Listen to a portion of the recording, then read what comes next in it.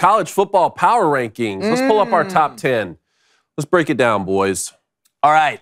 So we got Tom Luginbill coming on here in a minute, but we have our college football power rankings. And I'm going to tell you guys, these are right, okay? I don't come on. Typically, I say, you know what, look, beauty's in the eye of the beholder.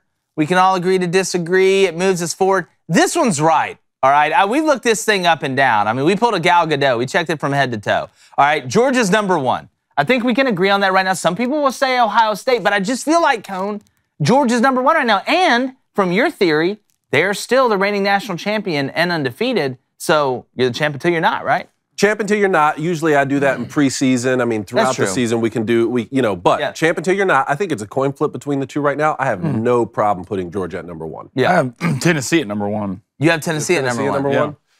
I just think, I mean, the thing about Georgia is I think Georgia is more of a balanced football team than both the teams behind them. I mean, I think Michigan's more balanced than even Tennessee is. But like we've said, if you're gonna score 52 points, who cares how balanced you are if you're gonna score more points than the opponent? Yeah. I do understand that. I just worry sometimes that maybe a Tennessee or even the Buckeyes may run into trouble in the playoffs if the offense isn't working, right? Whereas I think Georgia has proven that they can win in multiple ways. Well, people will say, oh, well, Tennessee can't be number 1 because they go play at Georgia here in a couple weeks or next week, and they're going to lose that game. You can't look at these power rankings like that. You can't look and say, all right, well, Tennessee plays Georgia here in 2 weeks, so we're not going to put them number 1. It is a snapshot in time when it comes to power rankings. So we have Georgia number 1, Ohio State number 2, Tennessee number 3, Michigan number 4, Clemson number 5, TCU number 6. Right now, neutral field, Cone, who wins, TCU or Clemson?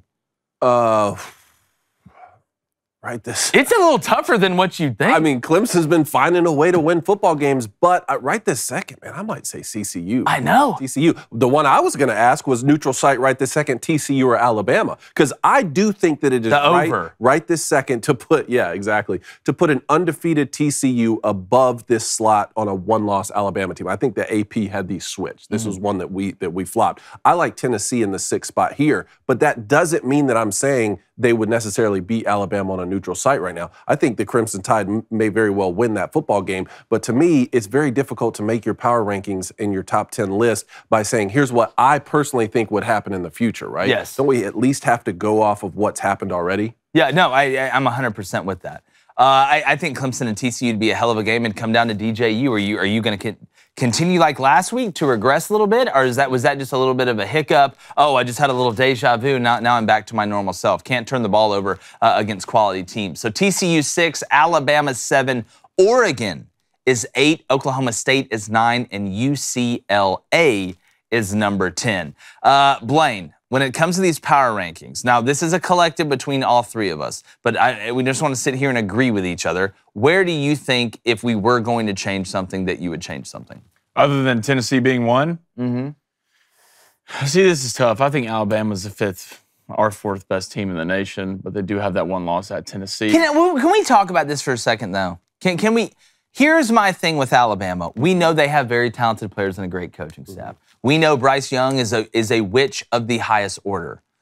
But Alabama is losing games in ways they don't typically lose.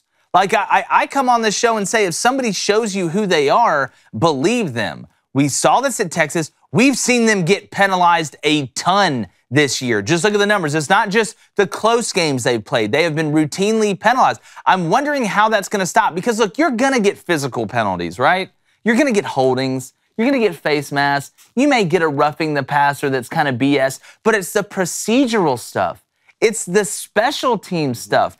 Alabama is beating themselves. And I can go down this whole list from Georgia, Ohio State, Tennessee, Michigan, Clemson, TCU, Oregon, Oklahoma State, and UCLA. And if you go get yourself penalized 15 times, you sure as hell can lose a game to any one of those teams quicker than a hiccup. Well, I don't think if there's any team that's going to fix that, you would think it'd be Nick. But don't you think, I mean, we're in week 9. Yeah, I understand that. You've been playing this bad, and your only loss is on the road in the biggest game Tennessee's ever played in by a field goal. So, I mean, they're playing this bad and lost by a field goal against the number 3 team in the nation. If Bryce Young's your quarterback, best player in the country, hands down. If they can somewhat figure out penalties, which I think they do, I think they're a young team. A bunch of new guys are in there, so it's going to be different. You can see this is kind of what the transfer portal is. New guys come in. It doesn't always work out. It does take time. But if Bama figures out not to be penalized, which I think they will do sooner or later. I think Nick Saban's one of the best at doing it. They are a top 4 or 5 team in the nation. Yeah, and again, I don't think that's a bad argument. If Alabama figures it out, of course they're a top 4 or 5 team in the country. My thing is, we always say, oh, well, look, they still played, and I even said this, they played horrible at Texas and still won. All right, we can't just look at the one loss and say, oh, well, they played bad. They beat a terrible Texas A&M team at home by 4.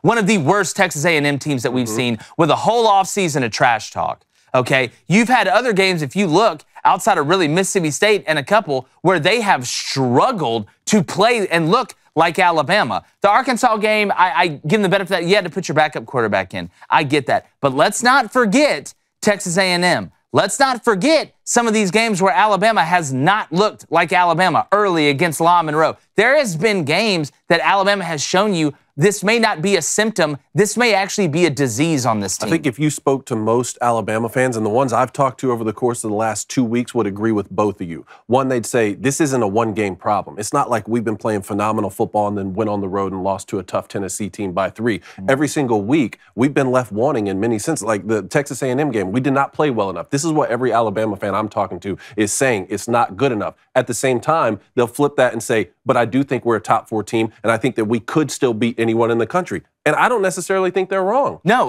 Put them up against them, and they could win a football game. I think there's good argument. Lost to A&M last year.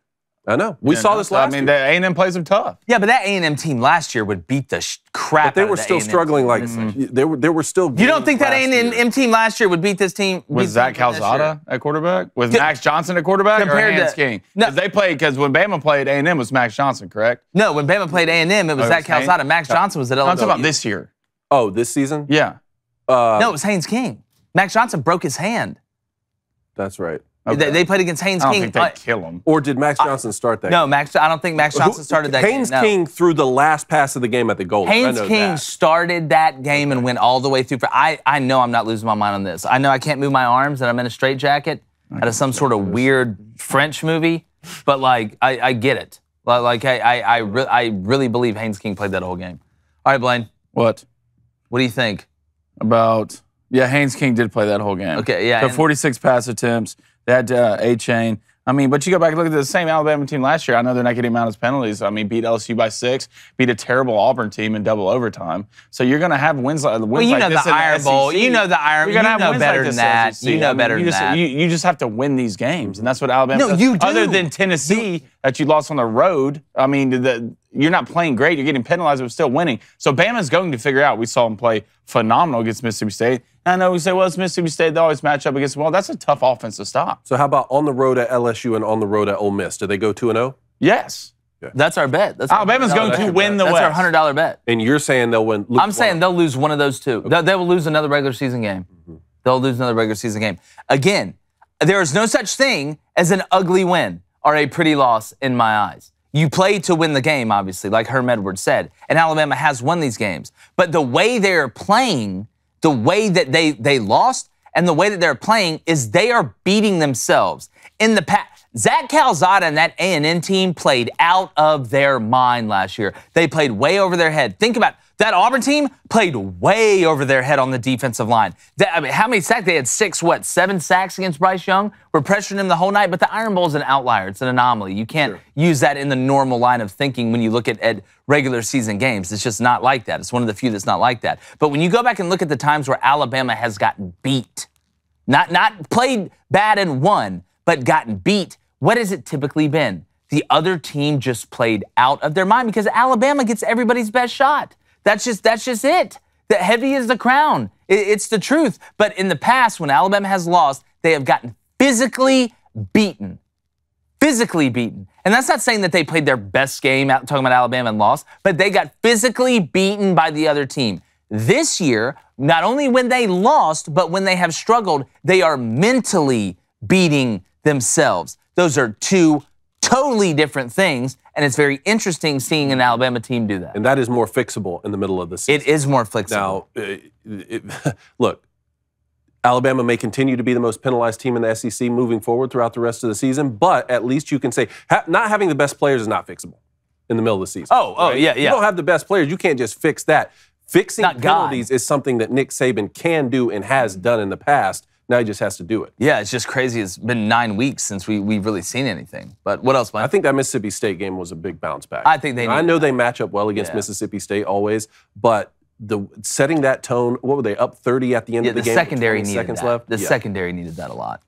Hey, everybody! Hope you like that content. And yes, I know I'm wearing a straitjacket because when you make bets, you keep your word, and we keep our word here at Crane & Company. So make sure you keep checking this out.